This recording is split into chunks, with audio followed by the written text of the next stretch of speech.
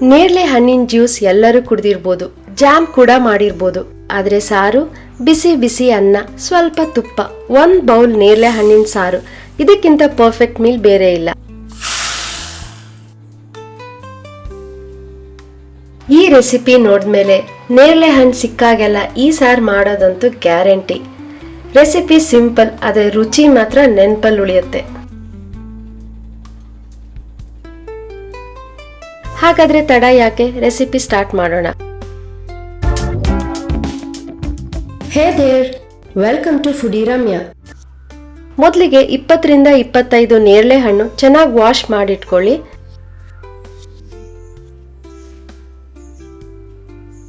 ಈ ಸೀಸನ್ ನಲ್ಲಿ ನೇರಳೆ ಹಣ್ಣು ತುಂಬಾ ಚೆನ್ನಾಗಿ ಸಿಗ್ತಾ ಇದೆ. ಸಿಕ್ಕ ತಕ್ಷಣ ಖಂಡಿತ ಟ್ರೈ ಮಾಡಿ. ಈ ಸಾರಿಗೆ ಫ್ರೆಶ್ ಮಸಾಲಾ ಮಾಡ್ಕೊಳ್ಬೇಕು. ಒಂದು ಪ್ಯಾನ್ಗೆ 2 ಟೇಬಲ್ ಸ್ಪೂನ್ ಕೊತ್ತಂಬರಿ ಬೀಜ ಹಾಕಿ, 1 ಟೀ ಸ್ಪೂನ್ ಜೀರಿಗೆ, 1 ಟೀ ಸ್ಪೂನ್ ಬ್ಲಾಕ್ ಪೆಪ್ಪರ್, ಅರ್ಧ ಚಮಚ ಮೆಂತೆ,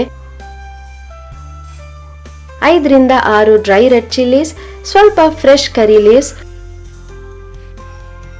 1 ಟೀ ಸ್ಪೂನ್ ಸಾಸಿವೆ, ಚಿಟಿಕೆ ಪರಿಮಳದ ಹಿಂಗು, ಸ್ವಲ್ಪ ಎಣ್ಣೆ ಹಾಕಿ ಎಲ್ಲ ಇಂಗ್ರೀಡಿಯೆಂಟ್ಸ್ ನ ಮೀಡಿಯಂ ಫ್ಲೇಮ್ ಅಲ್ಲಿ ಪರಿಮಳ ಬರೋ ತನಕ ಚೆನ್ನಾಗಿ ಹುರ್ಕೊಳ್ಳಿ. ನಂತರ ಕಂಪ್ಲೀಟ್ ಆಗಿ ಕೂಲ್ ಆಗೋಕೆ ಬಿಡಿ.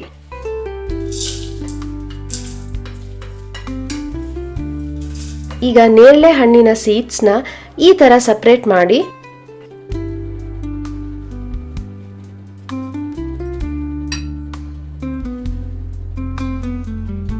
ಮಸಾಲ ತಣ್ಣಗಾದ್ಮೇಲೆ ಮಿಕ್ಸಿ ಜಾರ್ಗೆ ಹಾಕಿ ಫೈನ್ ಪೌಡರ್ ಮಾಡ್ಕೊಳ್ಳಿ. ನಂತರ ಅದೇ ಮಿಕ್ಸಿ ಜಾರ್ಗೆ ಸೀಡ್ಸ್ ರಿಮೂವ್ ಮಾಡಿಟ್ಟ ನೇರಳೆ ಹಣ್ಣನ್ನು ಹಾಕಿ, 2 ಟೇಬಲ್ ಸ್ಪೂನ್ ಹುಣಸೆ ಹಣ್ಣಿನ ಪಲ್ಪ್ ಹಾಕಿ, ರುಚಿಗೆ ತಕ್ಕಷ್ಟು ಉಪ್ಪು, 2 ಟೇಬಲ್ ಸ್ಪೂನ್ ಬೆಲ್ಲ ಹಾಕಿ, ಸ್ವಲ್ಪ ನೀರು ಹಾಕೊಂಡು ಸ್ಮೂತ್ ಪೇಸ್ಟ್ ಮಾಡಿ.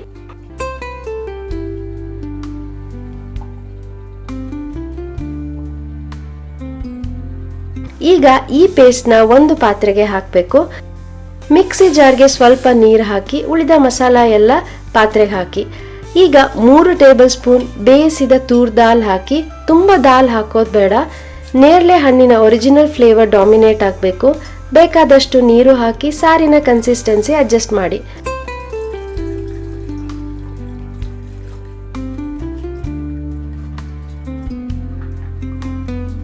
ಫ್ರೆಶ್ ಕರಿ ಲೀವ್ಸ್ ಮತ್ತೆ ಕೊತ್ತಂಬರಿ ಸೊಪ್ಪು ಹಾಕಿ.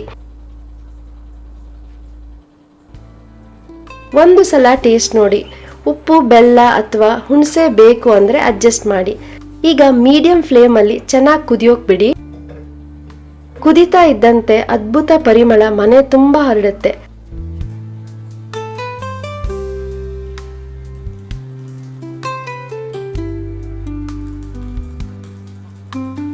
ಲಾಸ್ಟ್ ಅಲ್ಲಿ ಒಂದು ಗಮ್ಮತ್ತಿನ ತುಪ್ಪದ ಒಗ್ಗರಣೆ ಹಾಕಿದ್ರೆ ಆ ಪರಿಮಳ ಮತ್ತು ಟೇಸ್ಟ್ ಸೂಪರ್ ಇದೆ.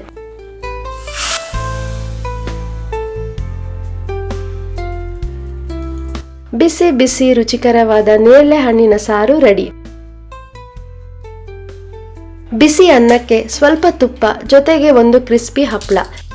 ಈ ಕಾಂಬಿನೇಷನ್ಗೆ ನೀವು ಪಕ್ಕಾ ಫ್ಯಾನ್ ಆಗ್ತೀರಾ.